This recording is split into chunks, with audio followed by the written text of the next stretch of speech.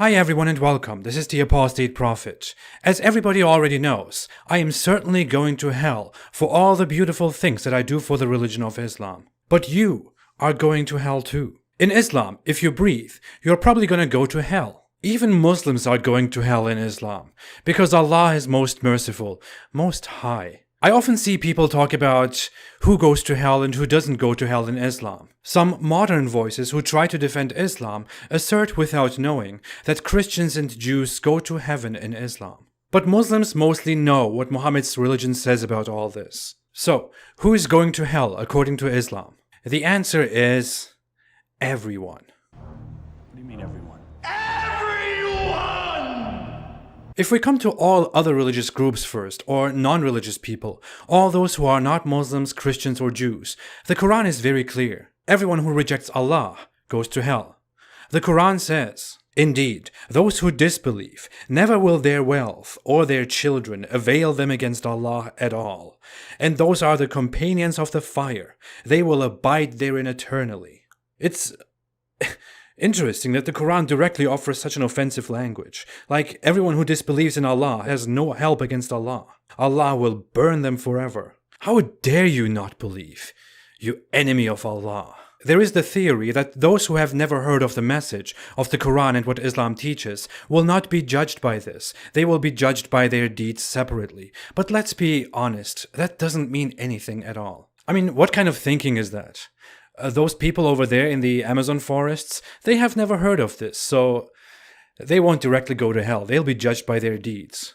But you, I have just told you the message, and you better don't deny it. The Quran also proudly and happily declares that Allah has no love for the disbelievers at all. Allah does not love the disbelievers. You don't believe in me? I don't love you.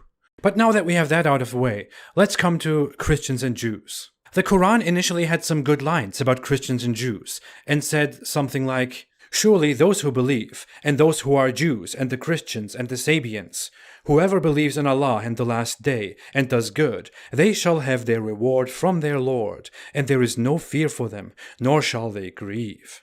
And some people of our time cite this Quran verse to prove that Islam actually tolerates Christians and Jews. But the Islamic consensus is that this refers to Christians and Jews and Sabians before the arrival of Muhammad's message. Sabians are not even a thing anymore. Those who heard of Muhammad and the Quran and reject Muhammad and the Quran won't come close to heaven, where there are rivers of wine and living sex dolls. In reality, when Muhammad's life and the progression of the Quran is analyzed, it looks like Muhammad was merely appeasing the Jews and the Christians, because they were monotheists as opposed to the local immoral pagans. When most Jews outright rejected his message and started making fun of him, he became hostile toward the Jews. When Christians rejected him, he became hostile toward Christians, and later he proudly declared that he would expel all Jews and Christians from Arabia. He was never able to do that, by the way, and someone else did this in his place, long after him.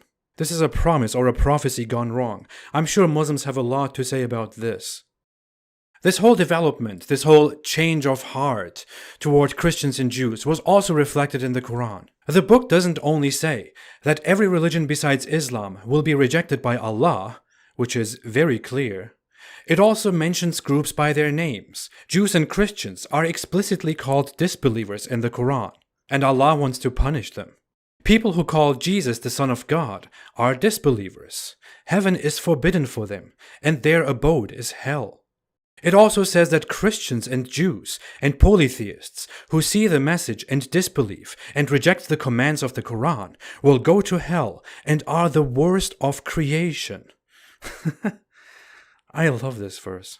The Islamic position is generally that Christians and Jews were originally righteous people, but at some point their scriptures got mysteriously corrupted by some people, because some people so badly knew the truth and wanted to go to hell. And that's why the Christian and Jewish religions are now so different from Islam. I know, you will likely not buy that unless you were indoctrinated with this thing called Islam. Finally, the Quran makes clear that he sent Muhammad, his messenger, to make Islam superior over all religions. And the Islamic consensus is that following and accepting Muhammad is a requirement for the ticket to heaven. But let's come to Muslims. This one is the most complicated one. Screw all the others, they all go to hell anyway. Muslims don't have the guarantee to go to heaven simply by believing in Allah and following Islam. You have to go through acts and deeds and avoid sin. Because your actions in life decide how many points you collected during your lifetime, what your score at the end is. And that score, together with additional deeds and mistakes, prayers over you, your relationships, and finally Muhammad's intercession, will decide whether you land in hell and burn there for some time or go to heaven directly. Being a Muslim is not enough. If someone is a Muslim and doesn't pray, for example, he will most likely spend some time in hell. If you're doing alcohol and doing dirty stuff like having sex with random people, for example, instead of waiting for the fantastic full-breasted virgins in the sky, you'll probably spend some time in hell. Even if you have been quite a good person, but you have contradicted Allah's definition of good and bad, you might spend some time in hell. You'll just be there for a while, no big deal. You might be tortured there, burn and burn and burn, and suffer, and have your skin and your flesh and your bones melted. But just temporarily. But finally, if you were a Muslim and you had a little bit of faith, Muhammad will come. Muhammad will intercede, and Allah will finally take you out of hell once he is done with the revenge for your misbehavior, like drinking alcohol, lazily laying around and having sex, and place you in heaven, where you can live in all eternity, and finally drink wine, and lazily lay around, and have sex with those special girls that Allah created just for you. You can now take a fresh breath and know that you are with Allah and Muhammad, while all those amazing people below, like your non-Muslim friends who helped you in hard times and comforted you and made sacrifices for you and invited you for dinner and hosted you in their homes and gave you gifts and smiles and loved you and trusted you and believed in you and even had your love and your trust, will burn in hell and be killed and revived, and killed, and revived, and melted, and be brought back to life, and tortured and put through suffering, and endless and unbearable pain for all eternity. And you can take a fresh breath of bliss. What a sad point of view.